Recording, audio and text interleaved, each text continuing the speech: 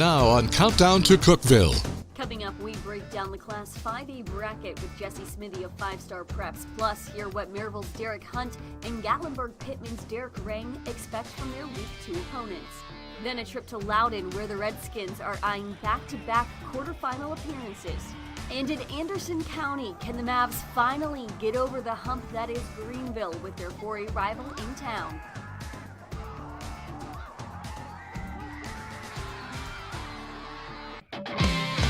From the WATE 6 on Your Side Digital Center, it's playoff time in Tennessee. This is your Friday Frenzy Countdown to Cookeville preview show. Now, here's Jordan Kramer.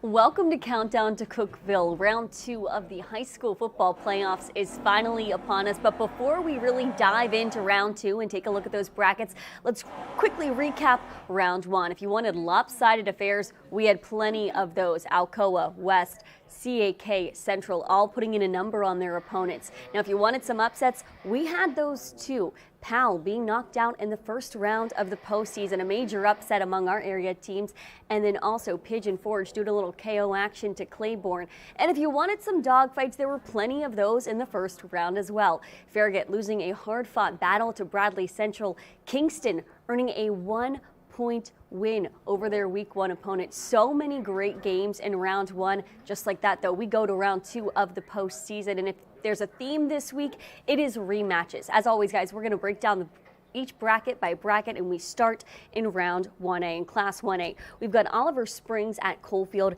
and Cloudland, and Greenback at Coalfield. Now, if you remember last week, Troy Provost Herron of the Maryville Daily Times told us don't be surprised if the Cherokees are able to pull off a round 1 upset. They did just that, defeating Unica 63-13. They're now back in familiar territory, playing Coalfield in the postseason. Greenback has ended Coalfield's season the last 4 years in the postseason.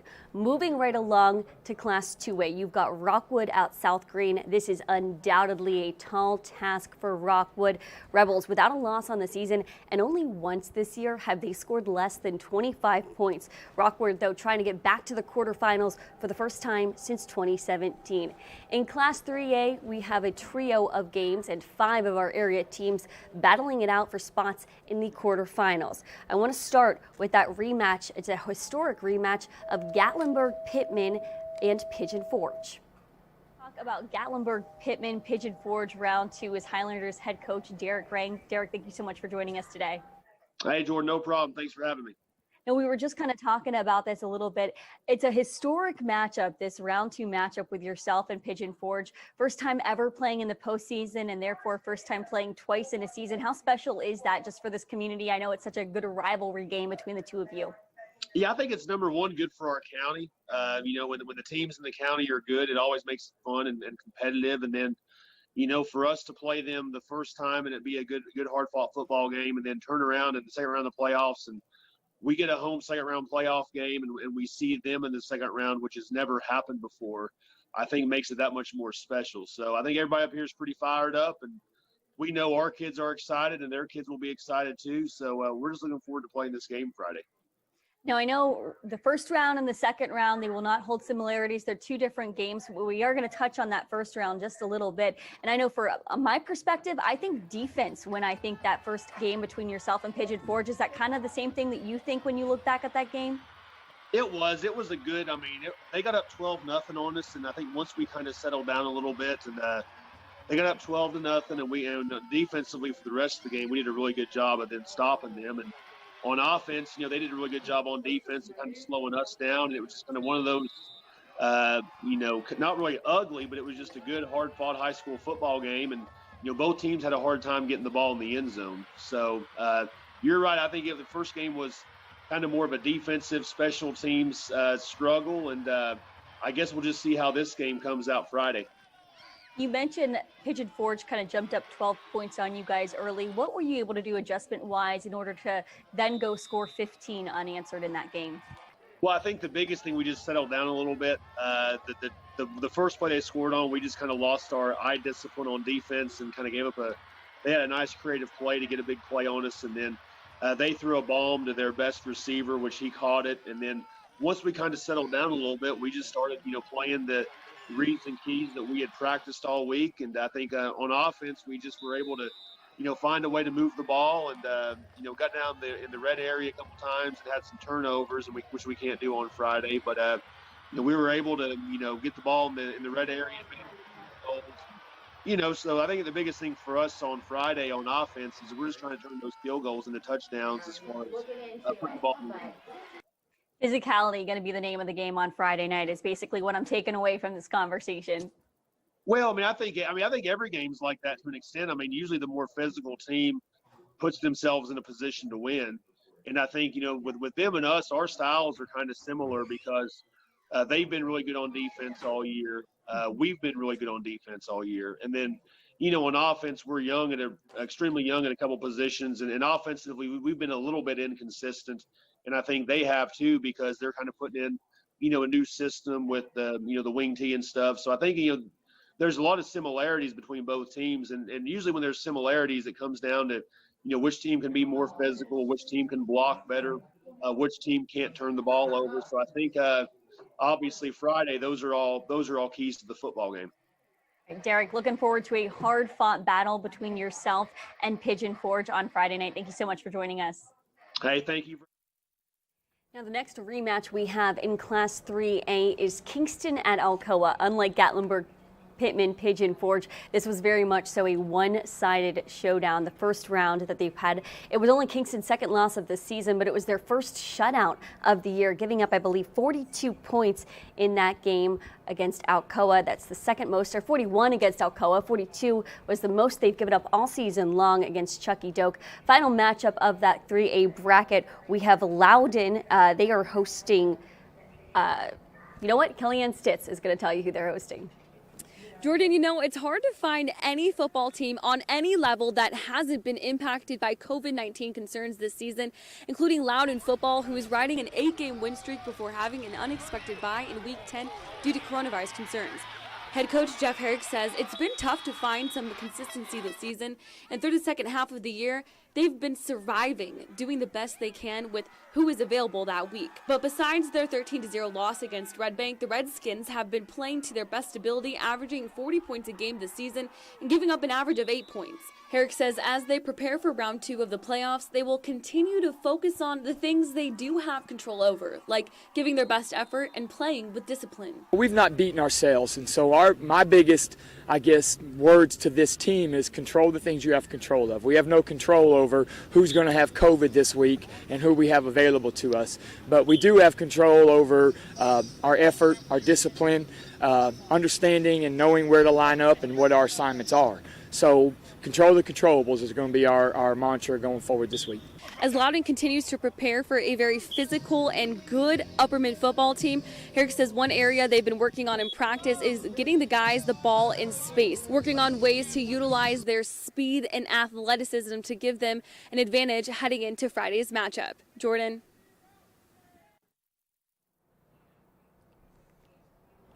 Moving right along to Class 4A, we've got Greenville at Anderson County High School, and this is a game that has a lot of history between these two schools, especially recently.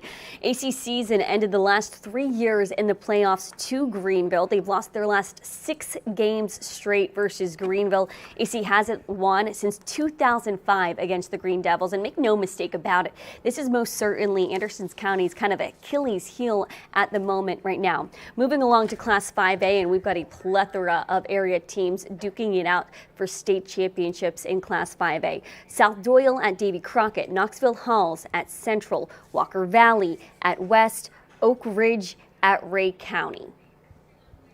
On the 5A bracket is Jesse Smithy of 5-Star Preps. First off, Jesse, thanks so much for joining us today. Yeah, absolutely. A pleasure to do so. Now, 5A has the most of our area teams still left going for that state title. I want to start at the top, and that is West versus Walker Valley. This was a little bit of a surprise. I think everybody thought it was going to be a West Pal rematch. Walker Valley, though, coming up with the upset in week 1. Well, if there's one thing that we have professed all season long was how unpredictable 5A was going to be, not only in the regular season, but also looking ahead to the playoff. Just how topsy-turvy it's been for so many of the teams in that classification all season long. You kind of knew or thought it might trickle into the postseason, but You're right. We didn't really expect Powell to lose in that first round game against Walker Valley. And so there's the first wrinkle in the 5A bracket. There'll probably be more to come, but I think for this matchup, West is so hungry and so determined to get to at least the state semifinals to see if they get another shot at getting back to a state championship game. I think they come in extremely focused in this game. Their defense is so good and has been so good for all season long. And while Walker Valley is kind of this Cinderella story coming out of the Chattanooga area, I don't think West is going to fall victim to that. I think they run the ball extremely well. They play good defense. That's all you need at this time of the year. You mentioned good defense. We got to give props to Walker Valley as well. They held Powell to a season low. They're only allowing about 12 points per game. Is that going to provide any fits for that West offense on Friday night? I don't think so, Jordan. I think there's too much senior leadership, number one, at the quarterback position in Baker Dance. And he's come so far in his career that I don't think anything that Walker Valley will throw at him will surprise him or take him aback. And if they do try out a new little look or schematic, I think the West coaching staff is plenty experienced and will be able to coach him up in game time to make adjustments there. And if there is something that's confusing him, as I mentioned, they have 3 tailbacks that can really run the football extremely well on a college caliber type of level. And so West just has so many options to choose from. I think they win this game. Winner of that game then goes on to play Oak Ridge, Ray County. Fulton held Ray County to 14 points, and that was a little bit of an eye-popping moment for me. Oak Ridge has been so dominant on offense all season long. How do you see that one shaken out? Well, Ray County is an extremely one-dimensional football team, and that's because they run the wing T offense, and they always have under Mark Pemberton, who led Catholic to a state championship in 2008. So there's nothing that they're going to do that is really going to surprise Oak Ridge. It's all going to be about defensive discipline. And one of the reasons why Fulton was so successful against Ray County is Fulton has one of the better defensive lines in the area. And we saw Oak Ridge's defensive linemen really active in that week 1 win over their opponent. So Jackson Adams got into the backfield quite a bit. He's kind of come on late in the season for Oak Ridge on the defensive front. So if Oak Ridge can kind of follow a similar blueprint defensively, then they can probably keep Ray County into the 14 to 17 point range. The question with Oak Ridge is how many offensive points can it put up? A very fair point. Now, I got to ask, out of those 2 matchups, are you expecting it to be West Oak Ridge in the quarterfinals? What is the prediction there? Yeah, I like West and Oak Ridge to meet in the 5A quarterfinals there.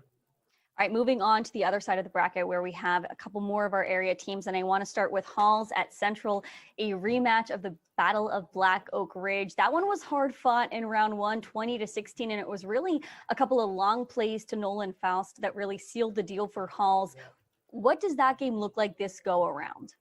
I think what we'll look for is what kind of defensive changes in the game plan that Central might make to curtail some of those big plays to Nolan Faust. He's so fast, so elusive, and one of the big strengths with Central is its secondary. So the fact that he got loose a couple of times was a little bit shocking. Now, Jaden Horton, I believe that might have been his first game back, the all-state caliber safety from a year ago. So you wonder with a few more reps and a few more games under his belt if he's back into condition to be able to stop some of those big plays and chase those down. So I think Central played a little bit better offensively last week with their quarterback, Ryan Bolton, who's had a struggle of a season, but for him to get that win and a confidence-building performance is only going to bode well for Central in this rematch with Halls. But it very well could be another low-scoring kind of grinded-out game with Halls and Central on Friday night.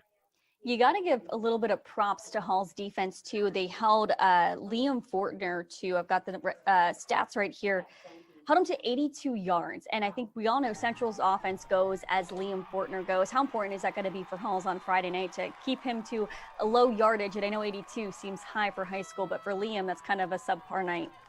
It is, and the fact that I think Central, if you look back over their last 2 or 3 games, they've gotten more guys involved in the offense. Shannon Mills running the football, and so if they have some guys that can just take a little bit of the pressure off of Liam Fortner and a little bit of the defensive focus from Halls off of Liam Fortner, then they can open him up to do some more things in the pass game or out of the backfield, around the goal line. So he's such a versatile player. And certainly Halls is going to do everything it can to focus on him and keep him wrapped up and make these other players that I mentioned beat him. So it's going to be imperative that Central's role players come to play in this game. What is it with Central, though? They have to lose 2 games in the regular season to be their best version of themselves in the postseason. Their former coach, Bryson Rosser, just used to joke about that they just couldn't make it easy on themselves, whether it was starting the season 2 years ago in 2018 with 2 losses or ending the regular season with 2 losses. It's just, it's one of those teams that their characteristics and their makeup is just, it's tough nose, it's hard nosed football. It's never put up 50, 60 points a night or 40 points a night. It's just in their characteristics and their makeup. And I think they always tend to play their best football in the playoffs because of that. They are mentally tough. All right, winner of that game goes on to play South Doyle, Davy Crockett, and I think everyone expects this to just be a battle of the tailbacks with Sean Gary and Prince Coley really going at it. Yeah, Prince is one of the better prospects I've seen in the state in quite some time, not just looking at his physical makeup and his genetics, but what he's been able to do really over the last 2 years. He's a Notre Dame commitment, probably at linebacker. When you look at his physique, where he'll probably fit in on the college level, but last year they needed him at wide receiver. He put up 1,000 yards. This year they needed him at running back, 1,400 yards. And he's also a full-time linebacker, making about 100 tackles this year. So he's extremely active on both sides of the football. And I think when you look at the tail of the tape, South Doyle probably has more athletes, more next level type of athletes. But this is a Davy Crockett team that's got a lot of confidence right now, especially coming off of that win over Sevier County a week ago. Now, I know you have West Oak Ridge on the first part of the bracket. What do you have on this part of the bracket for the quarterfinals? Yeah, I like South Doyle and Central advancing here. Again, I think Central kind of wins this rematch with Halls in a low-scoring affair, and I can see South Doyle having a really tough time with David Crockett and Prince Colley in this second round, but I think ultimately just the number of athletes that they can trot out against David Crockett wins out in the end. Exciting stuff. I know Friday is always a busy time of year for you in the fall. What's the plan for this Friday, round 2 of the playoffs for 5-Star Preps? Yeah, we'll definitely be covering some of the games that we talked about. We'll be up at Anderson County and Greenville. Of course, they rematch in Class 4A.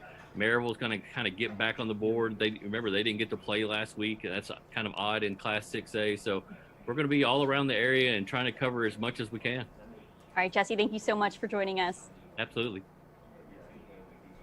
Moving right along to Class 6A, it comes as absolutely no surprise that Maryville is still in contention for a state title. Rebels haven't been knocked out in the first round of the postseason since 1994, and not to age anyone, but that's the year that I was born. So I was probably about 5 months old the last time that happened. Now, they did get a little bit of help in round 1, Science Hill having to forfeit as a result of a COVID-19 outbreak. Round 2, a different story. They're going to have to earn their win in a rematch with Bradley Central.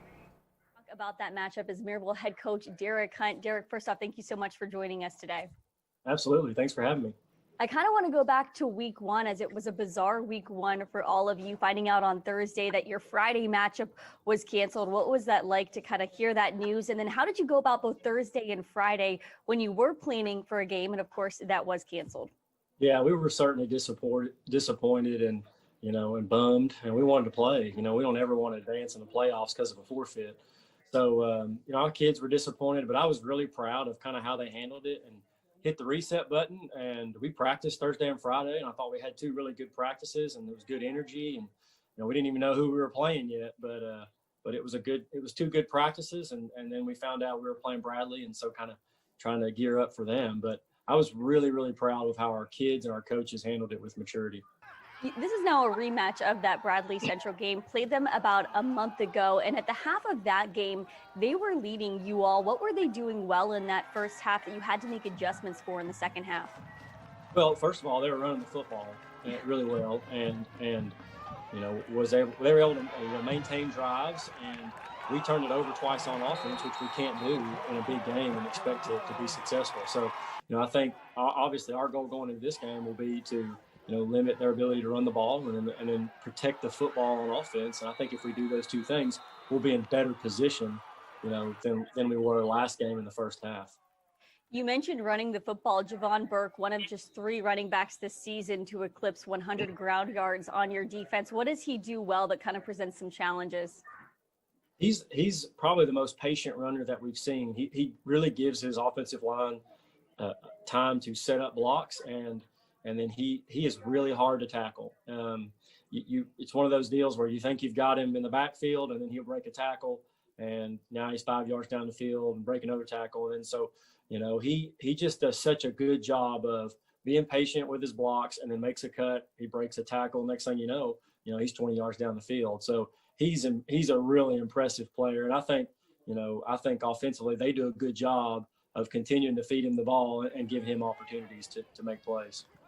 Kind of touched on this, but Bradley Central's one of several teams that you've played tight at the half or either trailed at the half. What does it say about your team that they're able to come out in the second half and make those adjustments to what the opposing team is giving them?